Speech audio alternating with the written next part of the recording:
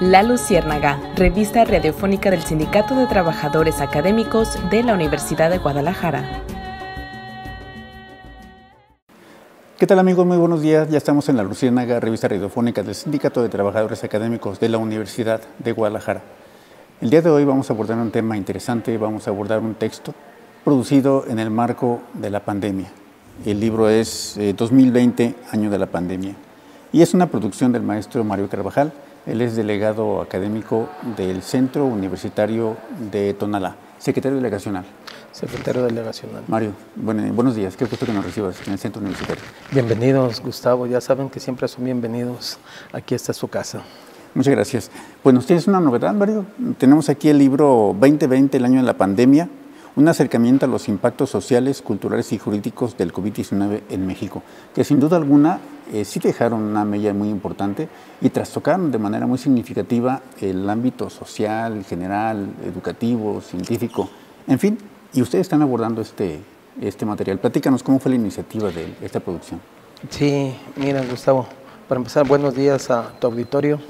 En el libro que tienes en la mano, tuvimos una inquietud de hacer algo, de cómo estamos percibiendo la pandemia en el 2020.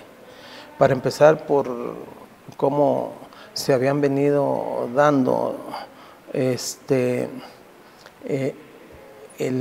la contingencia y la forma en que las autoridades estaban combatiendo, ¿verdad? Entonces nosotros empezamos a tener esa inquietud de opinar, escribir lo que estamos percibiendo desde los aspectos jurídicos, sociales y culturales, que en cierta medida nos ayuda a tener una comprensión de lo que está pasando. No fue fácil porque pues con lo de la pandemia existían las restricciones, primero para poder socializar y segundo para poder hacer como una observación en el campo, ¿verdad? Entonces sí se nos complicó un poco, pero afortunadamente logramos plasmar ese criterio que teníamos en relación a cómo nosotros, este grupo de abogados que trabajamos en el libro, cómo nosotros percibimos la pandemia desde cada uno de nuestros ámbitos. Pues es muy interesante porque efectivamente en muchos ámbitos se ven trastocados. Los derechos humanos es un tema nodal, un tema importantísimo, lo abordas en tu capítulo, no en la cantidad de contagios, sino en la cantidad de fallecimientos, que de alguna manera es un reflejo del manejo que se le dio, que se le está dando a la pandemia. Lo dice el maestro Ruiz Moreno en su prólogo, una conducción errática por parte de la Unión Federal. Bueno, llama la atención la participación del maestro Ruiz Moreno. Platícanos, ¿cómo lo invitas para que haga el prólogo y qué opina él de este material? Bien, mira, el doctor Ángel Guillermo Ruiz Moreno, pues para empezar es una gran persona. Yo lo admiro mucho, es investigador, es SNI, entonces su preparación es muy reconocida, ¿verdad? Y yo lo conocí cuando entré a trabajar en el Centro Universitario de Tonalá. Él aquí era el jefe del departamento en Ciencias Jurídicas y fincamos una amistad muy sana, muy agradable, ¿verdad? Cuando plasmamos esta idea y empezamos a trabajar cada uno de los participantes, cada quien por su lado, porque no podíamos reunirnos, entonces una vez que tuvimos el material, pues decidimos invitar a nuestro amigo, porque es amigo de todos nosotros los que estamos aquí como coautores en el libro, en los artículos. Decidimos invitar a nuestro amigo Ruiz Moreno. Entonces, nuestro compañero Julio Alejandro Santillán, lo comisionamos para que hablara con él y le presentara el proyecto.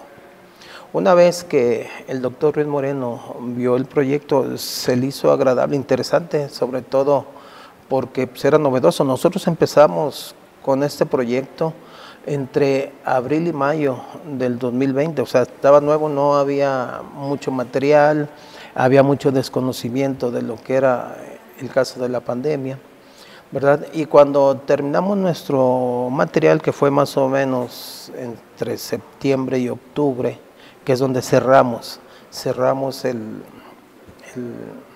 trabajo, ¿verdad? Pues se lo presentamos al doctor Ruiz Moreno y le agradó primero los contenidos y también, al igual como tú lo mencionaste hace un momento, también se le hizo algo muy interesante que no se había visto desde esta óptica. No, y es muy puntual el maestro Ruiz Moreno, y además en este prólogo acentúa el carácter obligatorio de los derechos humanos y de qué manera esos se vieron socavados de alguna manera por el proceder de las organizaciones federales con respecto a la pandemia. Muy interesante, el prólogo es una garantía, ilustra, y bueno, los comentarios que hace de todos los autores hace el libro recomendable.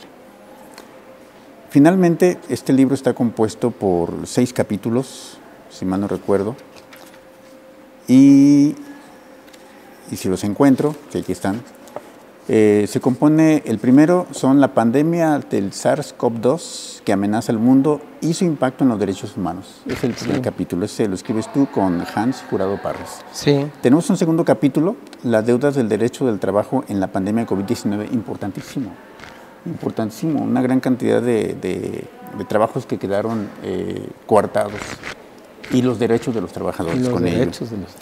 Análisis de la política social en el marco de la pandemia por el coronavirus SARS-CoV-2 en México, lo escribe Laura Fabiola Machuca. La pandemia 2020 vino como anillo al dedo. Vino como anillo al dedo. Este es un tema importantísimo, por aquí el comentario del presidente de la República, lo escribe José Luis de la Mora Gálvez y Eduardo Francisco Mejía Lucatero.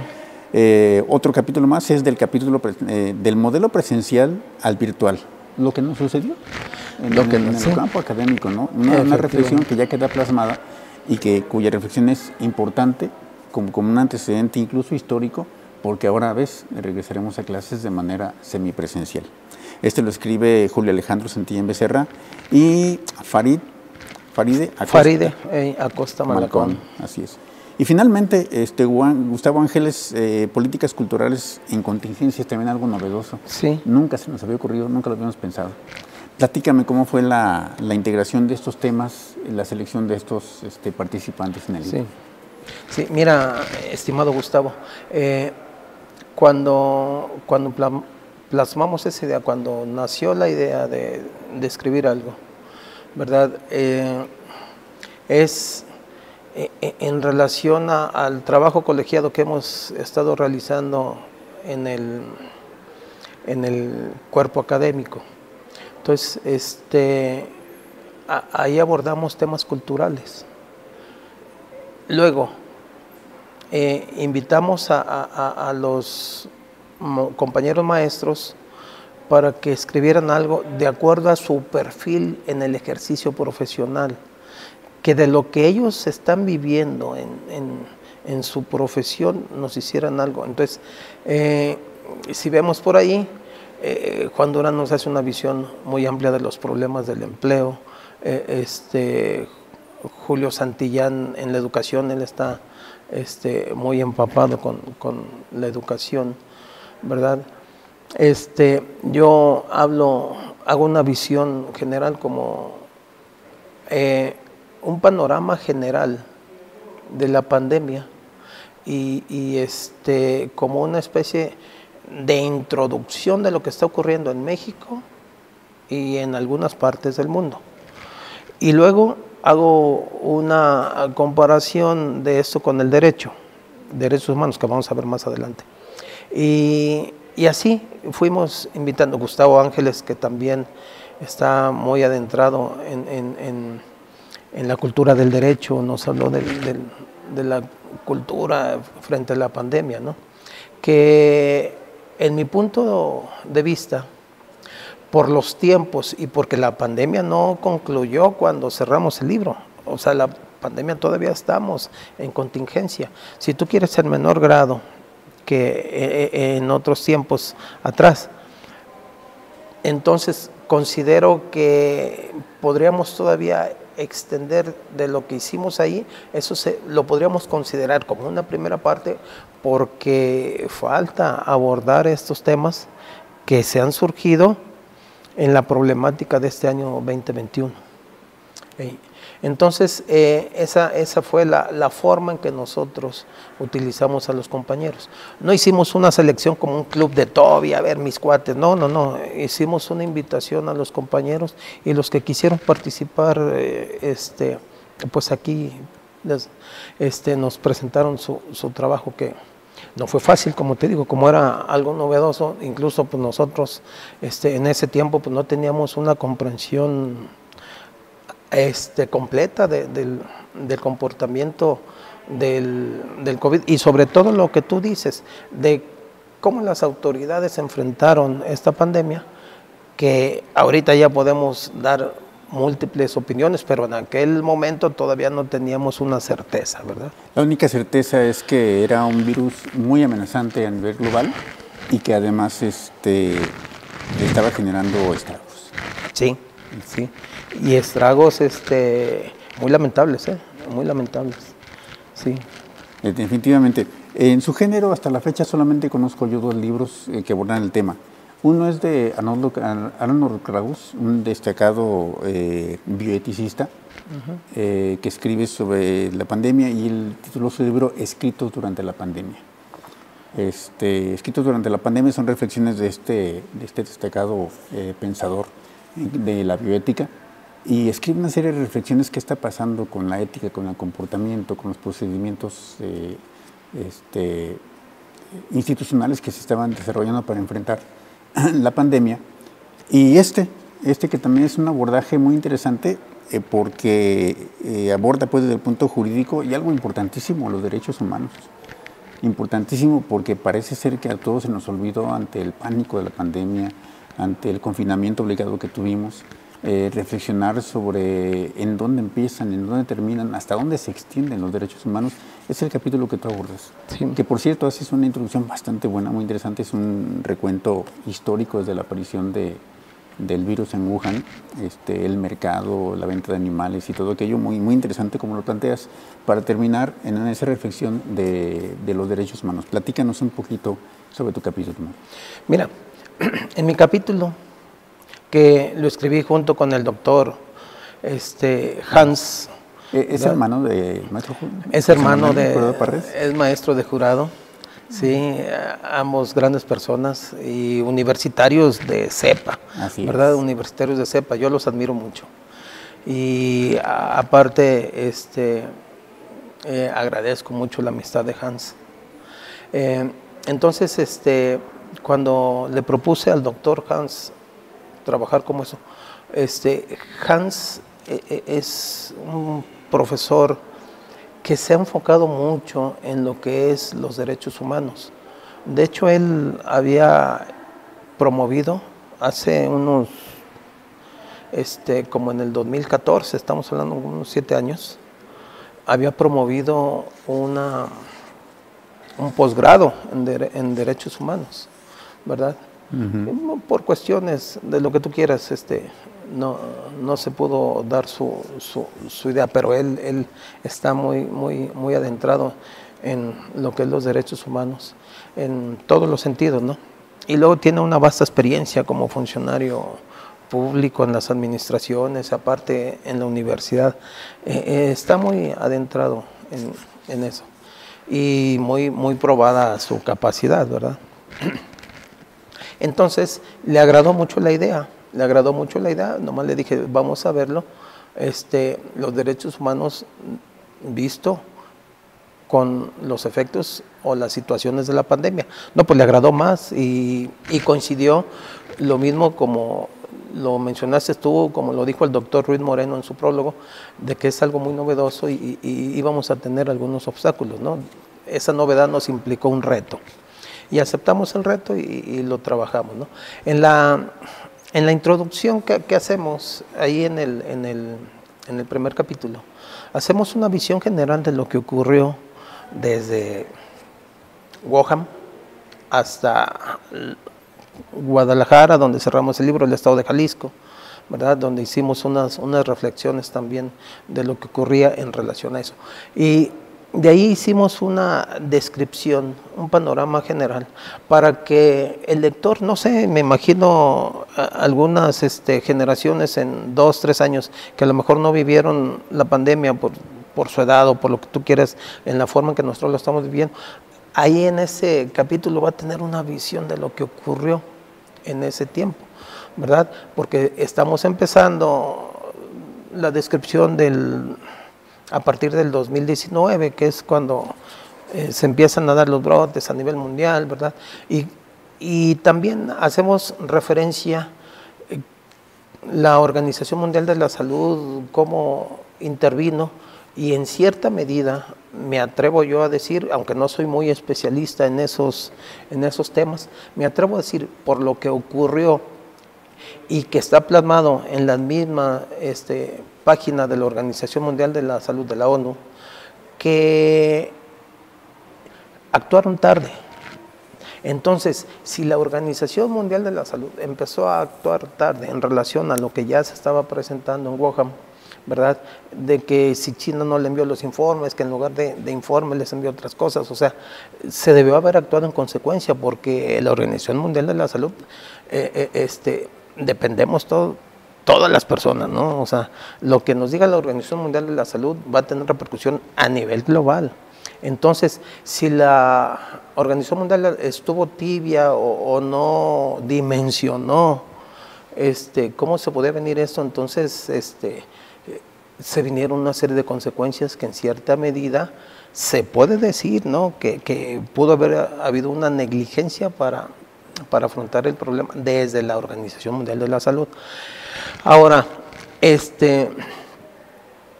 son especialistas, o sea, a eso se dedican, o sea, ellos tienen el conocimiento de los alcances que puede tener un virus de este sentido. Ya ahí, como se describe en el capítulo, se han visto en otros países, en otros momentos, cómo se afrontan las pandemias y el comportamiento que conlleva este tipo de situaciones de emergencia, ¿no? Como para haberle dado, por así decirlo, poca importancia en relación a eso. Yo creo que se debió de atacar desde el principio en fondo, ¿no? Como te digo, no soy especialista, pero la visión, de acuerdo a lo que leí en la misma página oficial de la ONU, está en ese sentido.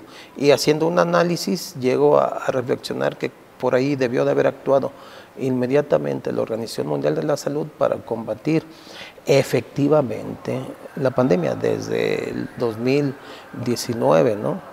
Para alertar por lo menos, ¿no? Para alertar, porque se tardan en hacer esta declaración de pandemia. Se tardaron. Yo creo que la alerta debió de haber sido, a lo mejor tú puedes decir, si los alertas se va a asustar toda la comunidad mundial, pero no, o sea, no era de que, los voy a asustar porque viene un monstruo, ¿verdad?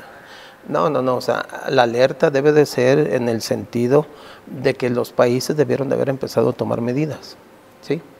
Y bueno, tan es así que Donald Trump le retiró el presupuesto, ¿verdad? Tan es así, estaba muy enojado Donald Trump, que aunque no comulgo mucho con las ideas de Donald Trump, pero ahí vemos que sí existió algo que no hizo bien la Organización Mundial de la Salud desde el inicio.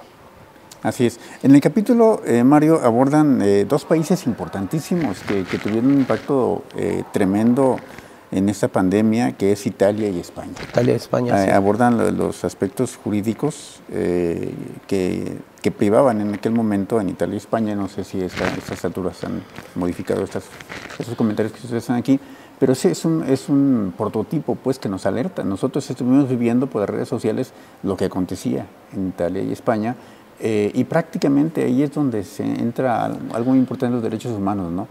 Alguien dice por allá que tenemos que decidir si le damos un respirador a un anciano o a un joven. ¿Qué hay al respecto? Sí, mira, utilizamos como modelo de Italia y Francia, perdón, España. También teníamos contemplado Francia, pero por la cuestión de las traducciones y todo eso se nos iba a complicar o nos iba a extender más el estudio, ¿verdad? Y utilizamos Italia y España.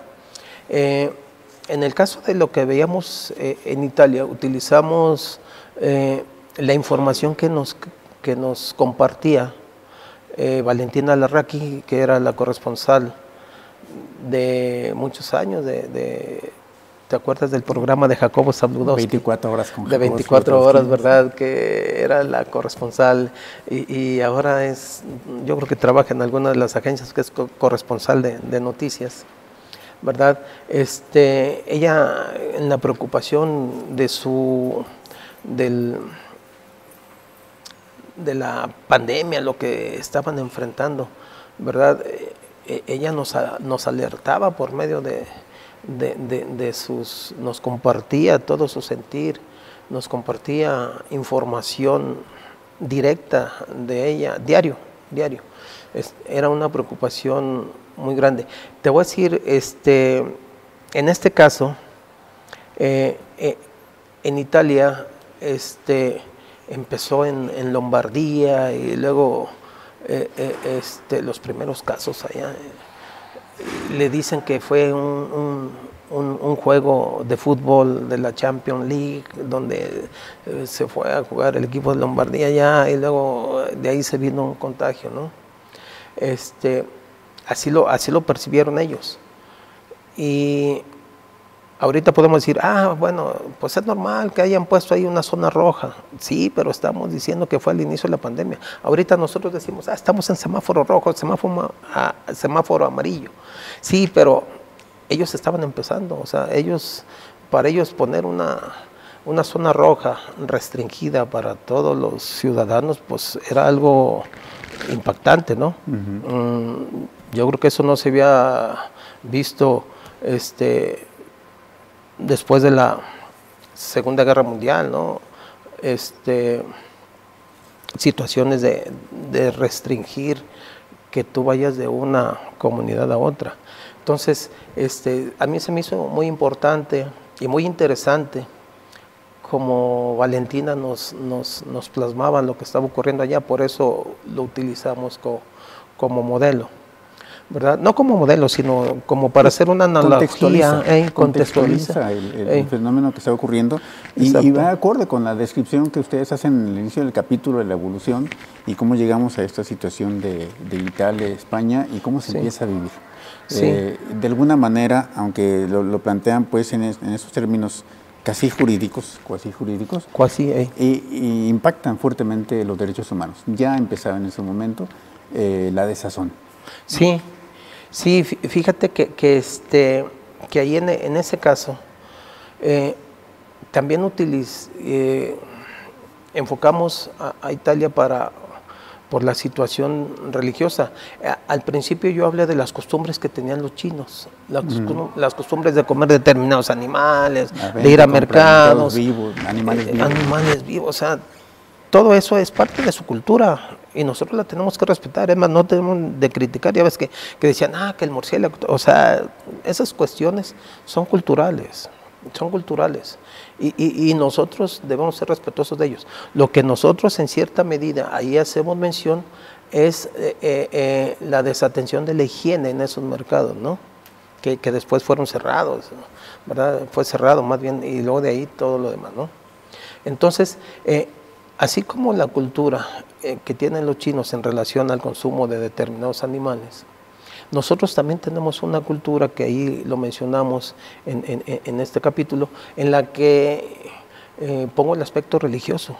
La mayoría de los ciudadanos mexicanos somos católicos, en Italia mucho católico, en España mucho católico, aunque hay de todo, ¿verdad? Pero hay más, domina más. Y en Italia pues tenemos ahí el Estado del Vaticano, ¿verdad? Que para Semana Santa es visitado por millones de personas, ahí no lo mencionan, ¿no? Se restringieron todo eso. Imagínate la pérdida económica, la pérdida del poder adquisitivo de muchos comerciantes italianos, ¿no? que viven de eso, viven del turismo. Les cierras de tajo eso, ¿cómo les va a impactar, ¿no? Entonces, en España también lo mismo. España también tiene unas manifestaciones religiosas católicas muy arraigadas, ¿no? Ahí ponemos el ejemplo de Valencia, ¿no? Todas esas cuestiones, la Semana Santa dicen que son muy importantes. Los actos de Semana Santa en España, en Sevilla y Madrid, o sea, mucho arraigo, ¿no? Entonces, también eso, como es parte de nuestra cultura mexicana, entonces por eso utilizamos ese tipo de analogías con lo que ocurrió con nosotros. Pues bueno, estos son los comentarios, amigos, del maestro Mario Carvajal Jiménez, él es académico del Centro Universitario de Tonalá, y estamos presentando su libro 2020, el año de la pandemia, un acercamiento a los impactos sociales, culturales y jurídicos del COVID-19 en México. Mario, vamos a tener este libro para obsequiar a nuestros radioescuchas. Sí, claro. Aquí te voy a proporcionar 3 libros para que le obsequies a los radioescuchas que en la forma y términos que tú establezcas. Bueno, muchas gracias. Amigos, estamos en La Luciérnaga, revista radiofónica del Sindicato de Trabajadores Académicos de la Universidad de Guadalajara. No se vaya, vamos a un corte de estación y regresamos. La Luciérnaga, sigue la bioluminiscencia. En un momento regresamos.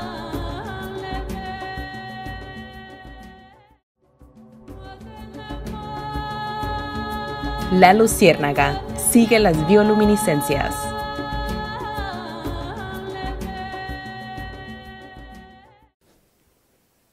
¿Qué tal, amigos? Ya estamos de regreso aquí en La Luciérnaga, revista radiofónica del Sindicato de Trabajadores Académicos de la Universidad de Guadalajara. Nos da mucho gusto estar platicando con el maestro Mario Carvajal Jiménez. Él es coautor junto con el maestro Julio Santillán y con Gustavo Ángeles, coordinadores de la obra 2020, el año de la pandemia. De igual manera, quiero agradecer al equipo que hace posible la emisión de La Luciérnaga, Eder Lepe, Monse Orozco, César Hernández y Andrea Mateos. Muchas gracias por su colaboración para poder hacer esta emisión de La Luciérnaga. Hablando de emisiones, queremos invitarlos para que participen con nosotros en este festejo de 47 años de transmisiones ininterrumpidas en Radio Universidad de Guadalajara, celebración que vamos a realizar a través de un sorteo de una guitarra firmada. Escucha las bases y participa con nosotros.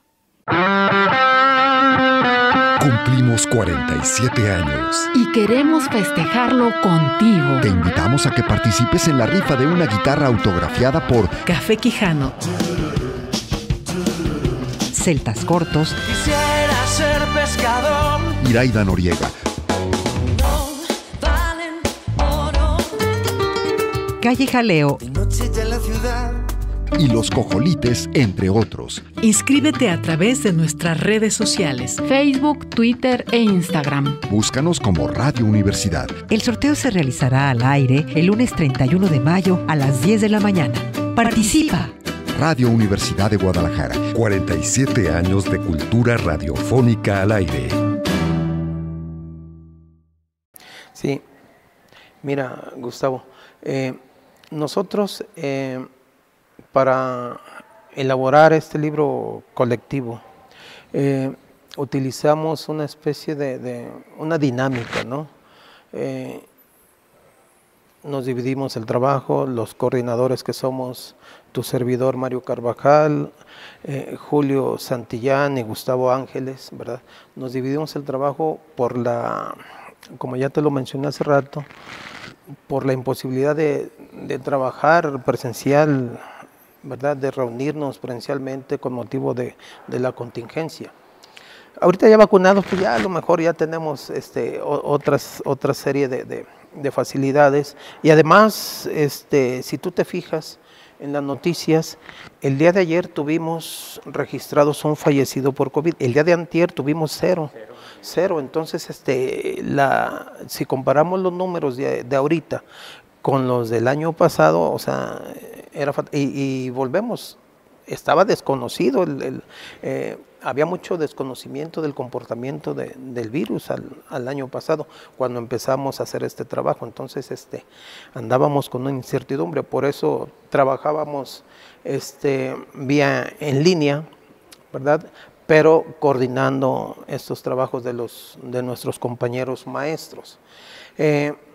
Una vez que nosotros nos organizamos en la coordinación del trabajo, pues hicimos podríamos decirle, la organización de los trabajos que ya estaban haciendo los compañeros. Nuestros compañeros académicos, es obvio, todos tienen una gran reputación a lo que se dedican, ¿verdad? Como para decir, yo le voy a revisar. No, pues no tenemos nada que revisarles porque son maestros que tienen su preparación en este sentido. Lo que sí empezamos a hacer eran los requisitos que en cierta medida nos pedía el editor de La Casa del Mago, ¿verdad? Porque el libro lo hicimos en ebook y luego después ya lo hicimos impreso en papel. Tenemos las dos versiones. En ebook se está comercializando en Amazon. En Amazon ahí lo tenemos a la venta, ¿verdad? Y en físico, bueno, pues ahorita todavía por la pandemia se complica, pero en la editorial ahí se encuentra disponible. Bien, entonces, cuando empezamos a realizar esta organización de los trabajos de los compañeros maestros, nos hicieron sus propuestas, pues yo creo que al igual que muchos se nos hicieron súper interesantes, ¿no? Y más porque cada uno domina su área, son expertos en lo que ellos nos están hablando, ¿no? Y por lo tanto, pues con mayor razón, como que le pusimos mayor interés al trabajo que ellos nos estaban presentando, ¿no? Muy cierto que teníamos que, en cierta medida, cubrir con los lineamientos que ya te dije del editorial, pero cuidar que los temas, por así decirlo, no se salgan del contexto de lo que teníamos pensado. Si tú quieres, a lo mejor pudimos haber realizado un poquito más abierto, porque hay todavía algunos temas por ahí que nos hicieron falta de incluir aquí, que se pueden abordar y que se relacionan con esto, ¿no? Ya hasta después nos encontramos con maestros que dicen, no, me hubieras invitado, mira, yo podía haber hablado, pues sí, pero de momento estábamos en confinamiento, no salíamos, ¿no? O sea, de momento hicimos la invitación y pues los que se integraron aquí están, ¿no? Pero sí tratamos de que esto saliera casi como en un sentido, ¿no? Bien, los compañeros maestros, ¿verdad? Cuando empezaron a trabajar, yo creo que como todos, por el desconocimiento que teníamos del comportamiento, sobre todo de la pandemia, todos llegamos o teníamos un mismo criterio, el mismo que lo mencionaste tú al inicio de este programa, y que lo hace referencia el doctor Ruiz Moreno en su prólogo, que el problema de la pandemia no se afrontó de manera, primero, digamos, responsable. A mí se me hizo muy responsable la actitud del presidente. Nosotros es obvio, no tenemos afinidad ni militancia en partidos políticos, ni tampoco somos afines a algún sistema. Nosotros somos universitarios que nos dedicamos a hacer estudio y de lo que vemos lo escribimos, del fenómeno que se nos presenta lo plasmamos, ¿no? con una orientación objetiva. Yo creo que ahora, no sé si es por cuestiones de aquí se hace lo que yo digo, o deben de hacerlo como yo se los tenga que decir, lo tienen que hacer, y no escuchar a otros sectores, porque en este caso la situación era mundial, o sea, era mundial y ya lo habían vivido otros países y ya nos hacían recomendaciones. Y eso de nada sirvió, ¿no? Pero en este caso ya teníamos una experiencia de los países europeos que les empezó a atacar primero a ellos y luego se vino a nosotros. Entonces yo pienso que hubo mucha negligencia de parte de las autoridades federales para afrontar esto. Ya no digamos desde el punto de vista jurídico, no, las leyes facultan tanto al presidente de la República como al gobernador del estado o de los estados, ¿verdad?, por medio de la ley de la salud, de afrontar cualquier situación de emergencia sanitaria. Entonces debieron de haber actuado en consecuencia. Si tú te fijas que bueno, no vamos a declarar estado de sitio, ¿verdad?, porque no es necesario que la gente ande y se diviertan y vayan y compren, o sea, eso a mí se me hace irresponsable, ¿no? ¿Por qué? Porque de aquella época, ahorita, vamos vamos viendo cuántos muertos tenemos, o sea, es lamentable por eso. Fíjate, estamos creo que en tercer o cuarto lugar a nivel mundial de muertos. Ahora, como en el caso de Juan Durán, fíjate, que habla las deudas del derecho del trabajo en la pandemia, ahí podemos señalar, porque yo como abogado me tocó atender asuntos de personas que despidieron en plena pandemia. Oye, le decía el trabajador al patrón, oye, me estás despidiendo en plena pandemia, ¿qué me vas a mandar? Pues no, el patrón decía, no me interesa, o sea, quedas despedido ya, ¿verdad? Entonces, pues tu finiquito y vámonos, ¿no? Ciertamente, podríamos decir, está en su derecho el patrón o también el trabajador, ¿verdad?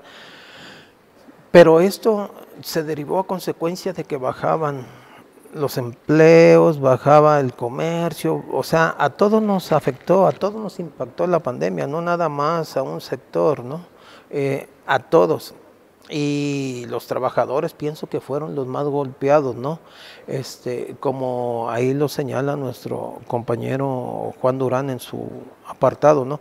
Cómo impactó a esa clase que casi siempre son los más desprotegidos, Gustavo, lamentablemente. Y luego los tribunales, y luego deja de lo cerrado, los tribunales, sobre todo las juntas de conciliación de aquí del estado, ¿verdad?, trabajan a un ritmo semilento y lo que le sigue, ¿no? O sea, muy lento. Puede ser la carga de trabajo, puede ser la falta de personal, la falta de espacios adecuados, o sea, nos conlleva todo. Si a todo eso que tiene las juntas de conciliación en el estado le añades que los restringes por la pandemia y luego hubo muchos contagiados ahí en la junta, hubo fallecidos de ahí, tanto en las juntas como en los juzgados civiles, o sea, sí había riesgo, sí había forma de que se hiciera este tipo de cierres, pero entonces, ¿en qué no se actuó o en qué se dejó de actuar para que esta situación no nos impactara tanto? ¿Verdad? Si tú te fijas, dicen, no, en la pandemia muchos nos fue muy mal. Sí, pero a otros les fue muy bien. Acuérdate cómo se vendían las medicinas, no había, y las que había escasísimas y caras. Los tanques de oxígeno en la crisis que tuvimos, ¿verdad? El oxígeno, las filas que se hacían y te lo vendían a un precio elevado y subiendo todo, ¿verdad? Entonces hubo gente que se hizo muy rica con la pandemia, ¿verdad?, económicamente. Y otros, pues ahí nos mantuvimos, ahí sobrevivimos, ¿no? En este caso, ¿no? Siguiendo en ese tenor, veamos lo que nos dice la maestra Laura Fabiola Machuca, que por cierto le damos una felicitación, le mandamos una felicitación porque tuvo su presentación de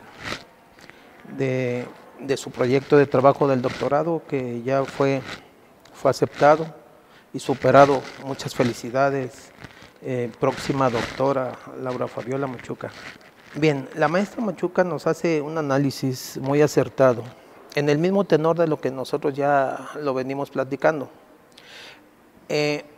Las políticas utilizadas para afrontar la pandemia no fueron las propias en virtud de las experiencias anteriores, pero si tú te fijas, nosotros vemos, no sé si sea lo que te dije hace rato, si sea ignorancia, apatía o un totalitarismo de que las cosas deben de hacerse como alguien las dice.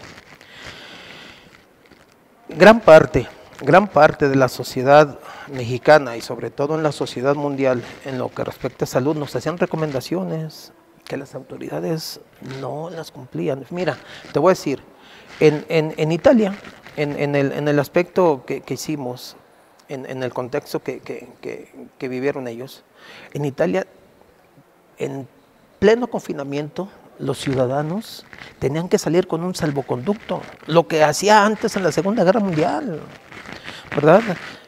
Tenían que salir con un salvoconducto y ese salvoconducto decía el día, el lugar y a dónde iba, dónde se podía dirigir. Salía a comprar y se regresaba. Salía a comprar medicina y se regresaba y nada más salía una persona. Entonces aquí esto como que se tomó muy a la ligera. Entonces la maestra Machuca nos hace un enfoque muy completo de esos aspectos que en un momento dado la política te da la facultad de hacer las cosas, pero de hacerlas bien, no de hacerlas como quieres. De manera ordenada y efectiva, ¿no? Efectiva, porque en este caso son vidas las que están de por medio. Mira, seguimos igual, o sea, de esa época medio un poco, fueron criticados los gobiernos que en cierta medida restringieron las actividades, porque decían, es que nos está restringiendo, ¿de qué vamos a vivir? Oh, bueno,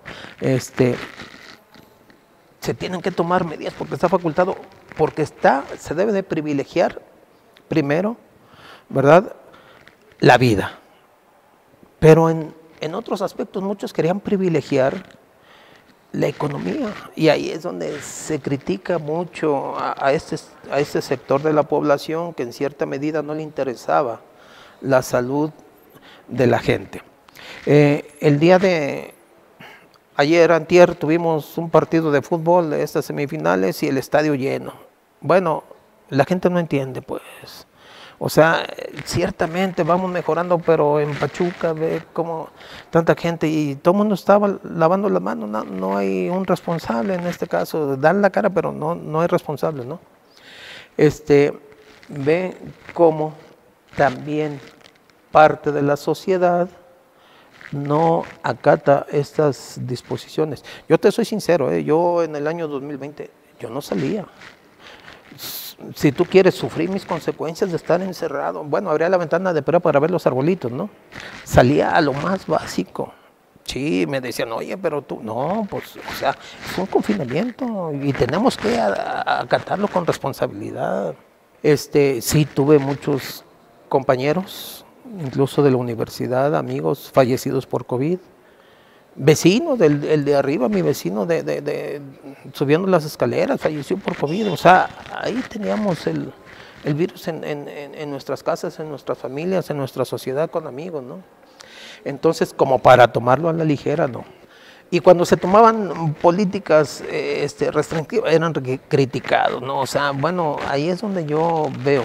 Si tú quieres, pueden decir, bueno, es que, ¿de qué cómo? Ahí es donde ya podemos ver de que las políticas no fueron aplicadas para todos, ¿no? Fueron apoyos a medias y se dejó desprotegido a los más desprotegidos, como lo hemos dicho, a los trabajadores, ¿no? Nuestros amigos, Eduardo Mejía Lucatero y nuestro amigo de la Mora, también son grandes personas y grandes maestros. Eduardo incluso fue miembro del Consejo de Derechos Humanos, pero de los que no cobran, de los que están por amor al arte, ¿no? Es muy apasionado en lo que hace. Y de la Mora ha sido un abogado muy responsable, muy serio, ¿verdad?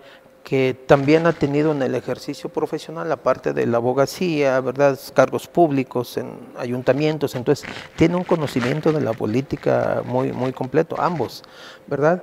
Entonces, ellos no hacen una crítica, el presidente dijo como anillo al dedo, y no, o sea, es como una metáfora que ellos están utilizando, ¿verdad?, de lo que hizo el presidente o lo que estuvo haciendo el presidente en ese periodo y lo que estaba aconteciendo en nuestro país, ¿no?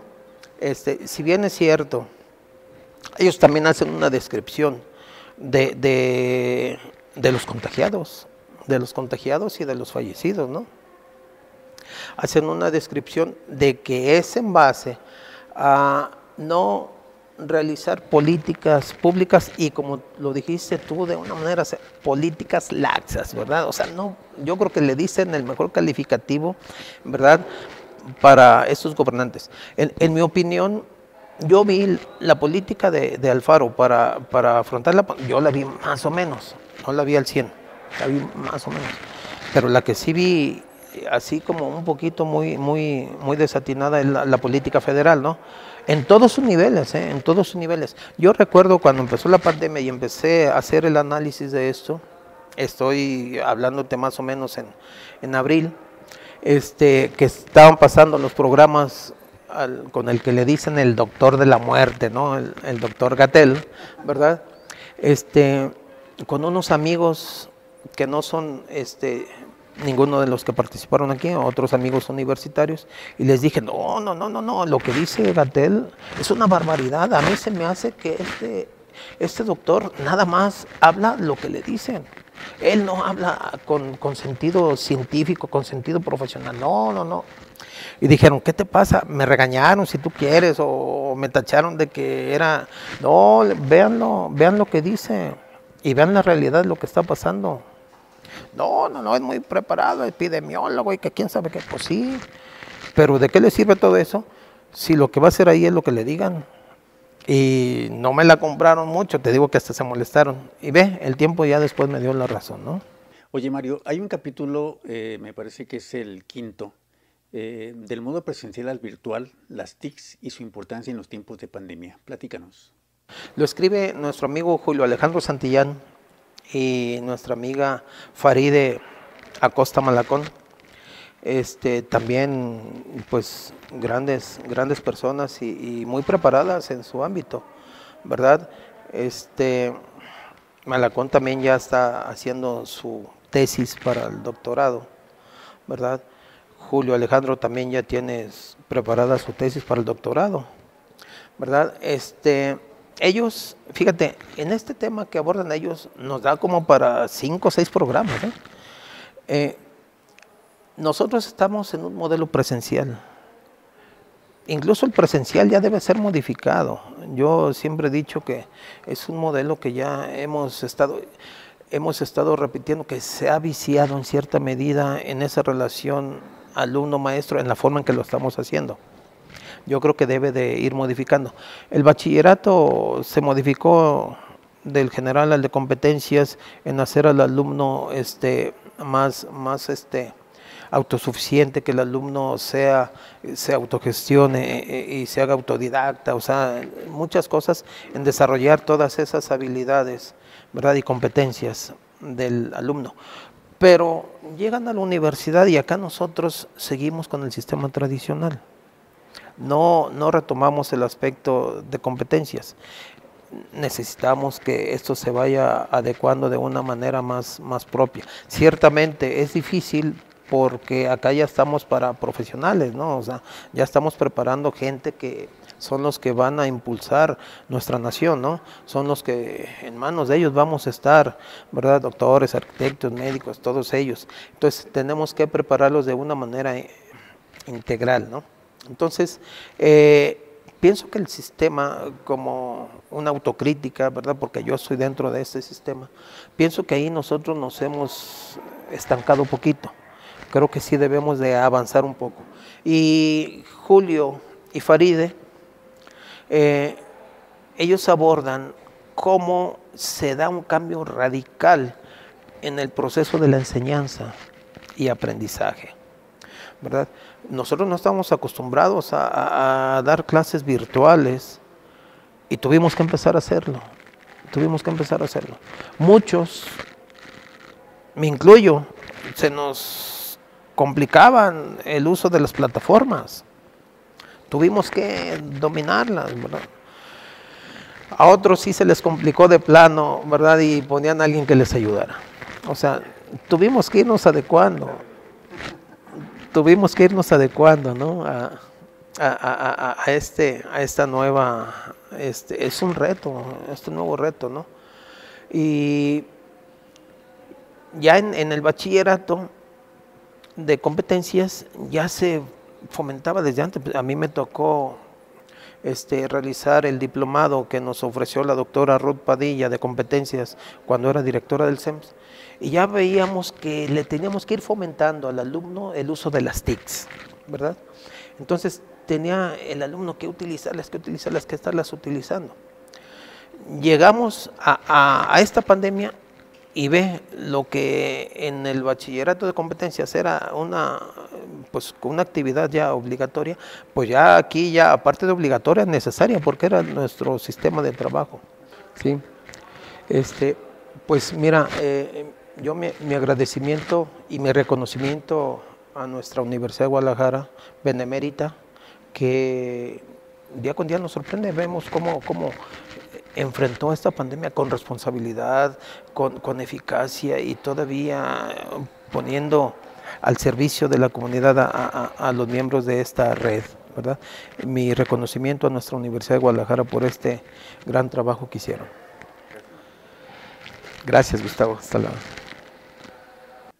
Bien, amigos, de esta forma hemos llegado al final del programa de La Luciérnaga, revista radiofónica del Sindicato de Trabajadores Académicos de la Universidad de Guadalajara. Muchas gracias al maestro Mario Carvajal Jiménez, con quien tuvimos el gusto de platicar sobre esta obra 2020, el año de la pandemia. Nos vemos y nos escuchamos la próxima. La Luciérnaga, revista radiofónica del Sindicato de Trabajadores Académicos de la Universidad de Guadalajara.